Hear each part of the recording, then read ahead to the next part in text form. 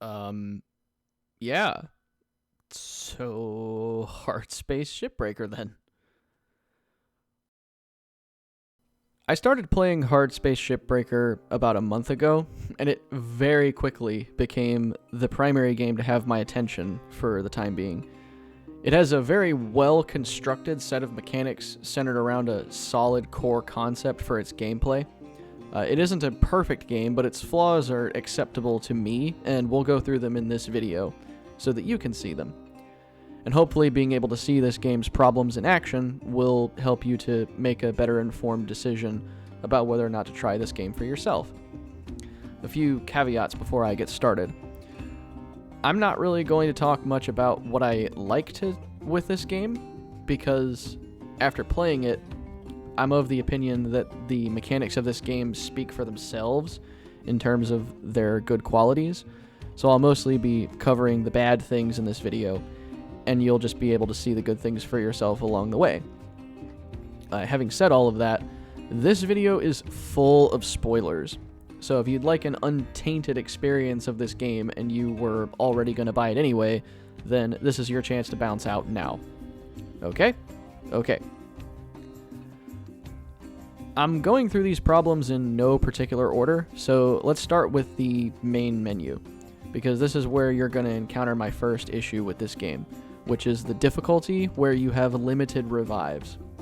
It gives you 30 total for that entire save file, and personally I feel like 30 lives is too many.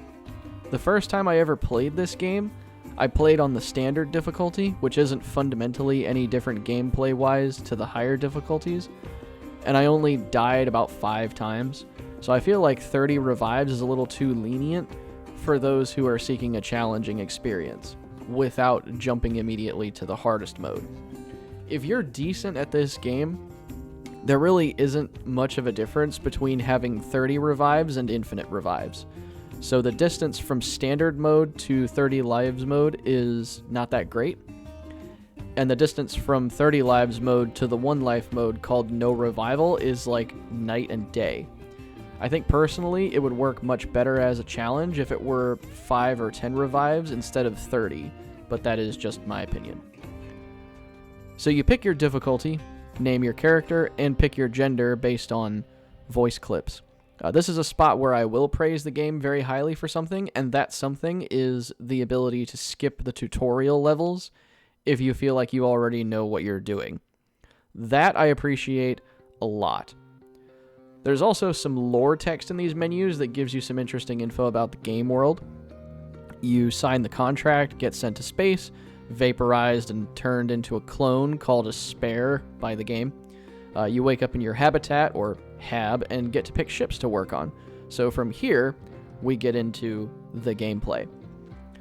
Hardspace Shipbreaker is a first-person physics game where you play as a salvager of spaceships. It's your job to use your cutting and grabbing devices to chop spacecraft into pieces and drop the bits into their designated repositories, of which there are 3: the processor, the furnace, and the cargo barge.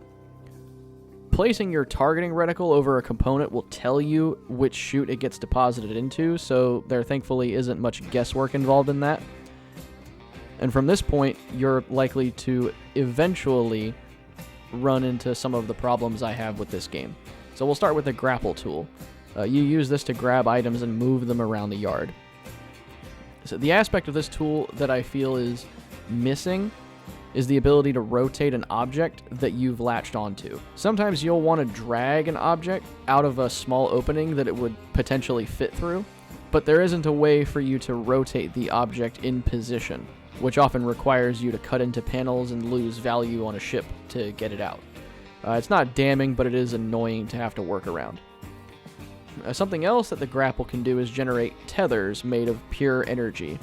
The tethers create a pull force between the 2 things it's attached to. Attach it to an object that's low enough in mass and a large structure in the yard, and the object will be pulled toward the opposite end of the tether. These are really useful for pulling large objects that the grapple can't handle directly, and they allow you to have a set it and forget it attitude with a lot of the objects you manipulate in the game. My number one issue with the tethers is how obnoxiously slow they are. Some objects in this game are really heavy and require multiple tethers to move in a way that is even approaching efficient, but you still have to wait a massively long time in some cases for the salvage to get to its destination. Since you work on the clock in most shifts, this is a problem for you if you're trying to complete a particular goal and the clock runs out before your tethers get the object into its chute. So depending on the object, this can happen even if you have 10 tethers attached to it. This is a rather common problem because you use tethers a lot in this game. Also, while we're on the subject of tethers, I'll add that when you put a tethered object into the processor or furnace, the tethers will be deleted automatically after the object is destroyed, but this doesn't happen for things that you put into the barge. Items you salvaged 3 minutes ago might still be sitting in the barge with tethers attached to them. This is a problem when you're trying to apply lots of tethers and you reach the maximum number that the game will allow you to have. So it falls to you to remember to delete your tethers, your active tethers, for items that you're placing into the barge. Your other primary tool for taking ships apart is the laser cutter. It has two modes, the stinger for precision cuts and the split saw for sweeping slices through large objects like panels. My problem in this case is a property of the stinger. The stinger's beam, in most instances, seems like it's hit scan. If the beam passes through a cuttable object on its way to the reticle's target, the object that the beam is passing through usually doesn't take any damage. However, this doesn't apply to explosive objects like fuel and coolant tanks.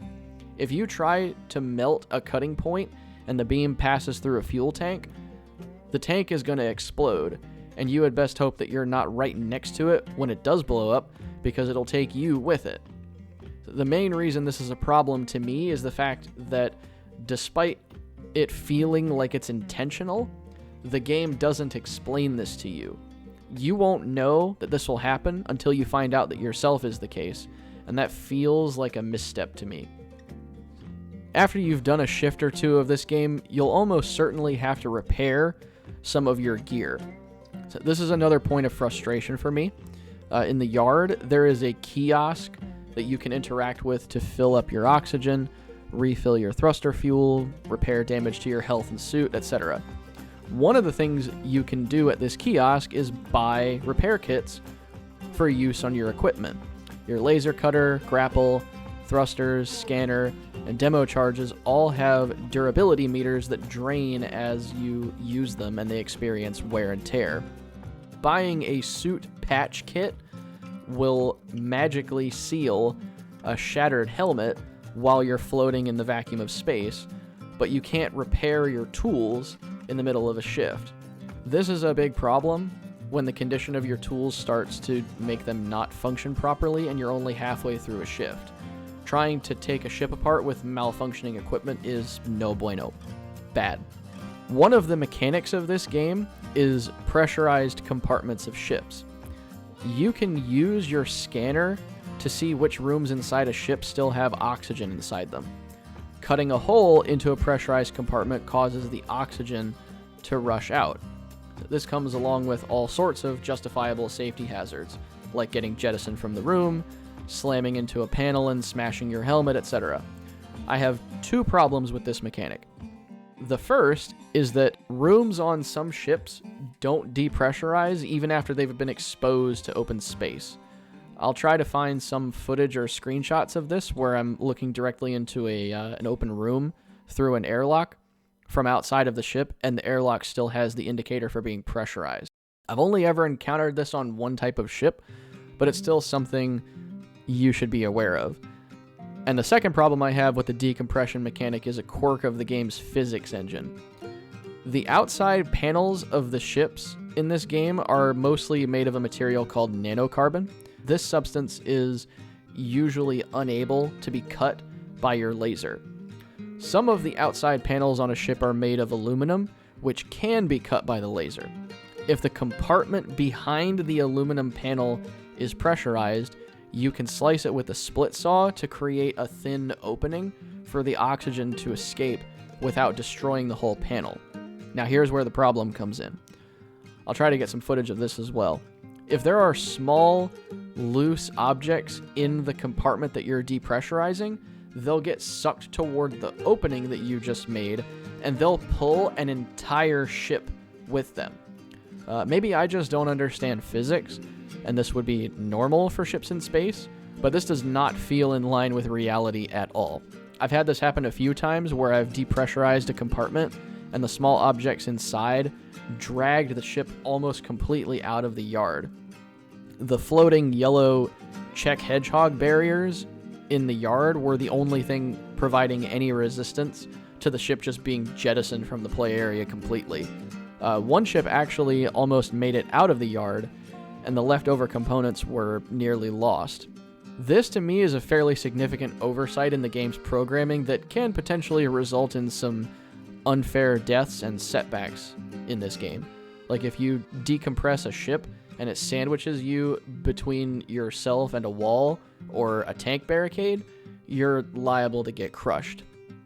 So on the subject of wonky physics, there is a safety hazard in this game that feels like it's not supposed to be there, like it's a mistake, but I'm more inclined to forgive this one because I also believe that there's a way of consistently working around it. That safety hazard is a component called the Quasar Thruster. This is a special component on Atlas-class ships that requires you to race against time.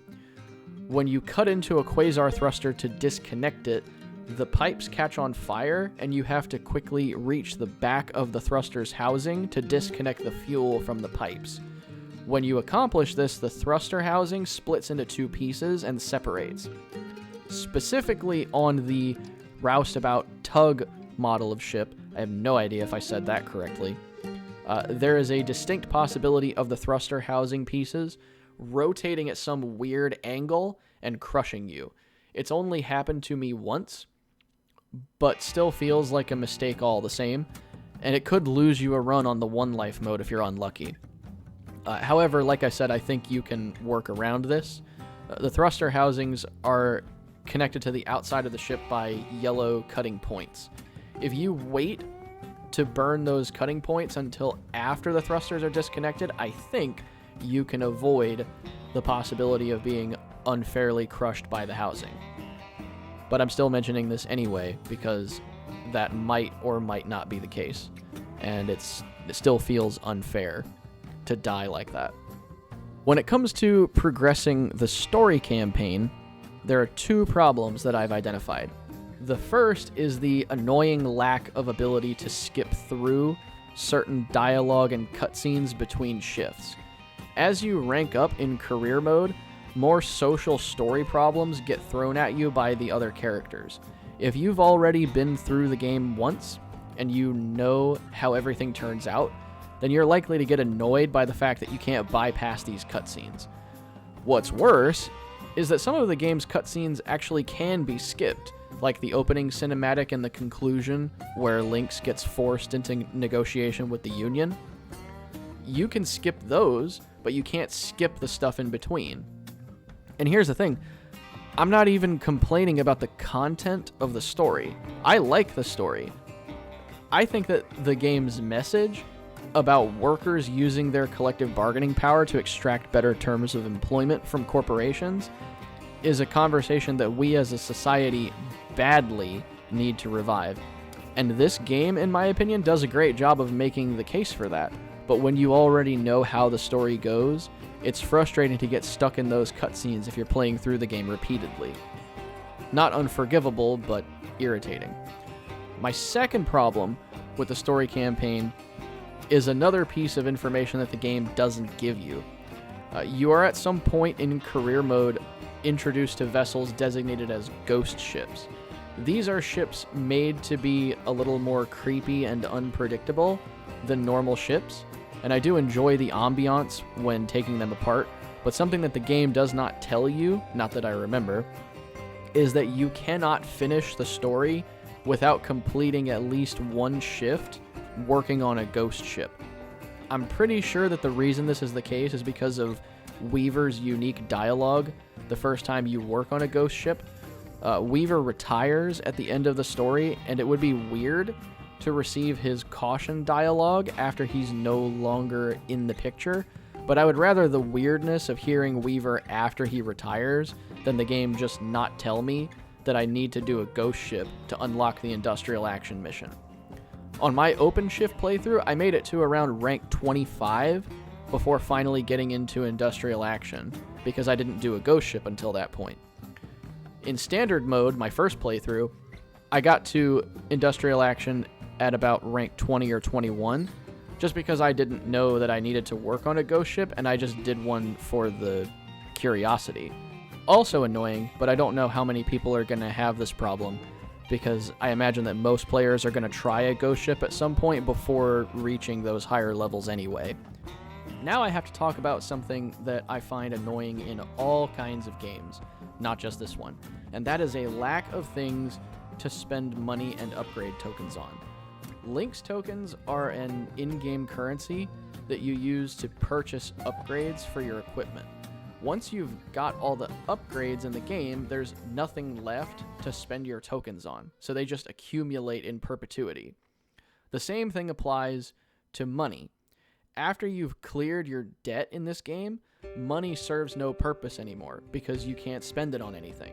You have a reason to earn lots of money when you're $1 billion in debt, but the accumulation of that money happens in the same manner as Lynx tokens after the game has been beaten. I have a similar problem with this in Assassin's Creed Black Flag, for comparison. After you've bought all of the ship's upgrades, money and cargo have no function, especially since ammo for weapons are so cheap. Refills on tethers and repair kits, demo charges, and thruster fuel are so cheap that you pretty much don't have to spend money at all. Now, this is more of a side activity thing, but I cannot stand how boring it is to collect all of the lore tracking data drives in this game. I don't know how interesting the info in the data drives is because I haven't listened to them yet, but the way this game gives them to you is a massively frustrating pain in the ass if you're trying to get all of them.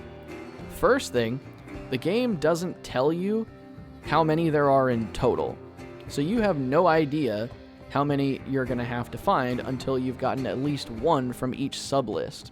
Sublists do have the number of drives attached to them, just not the whole list, the entire data miner in your employee terminal.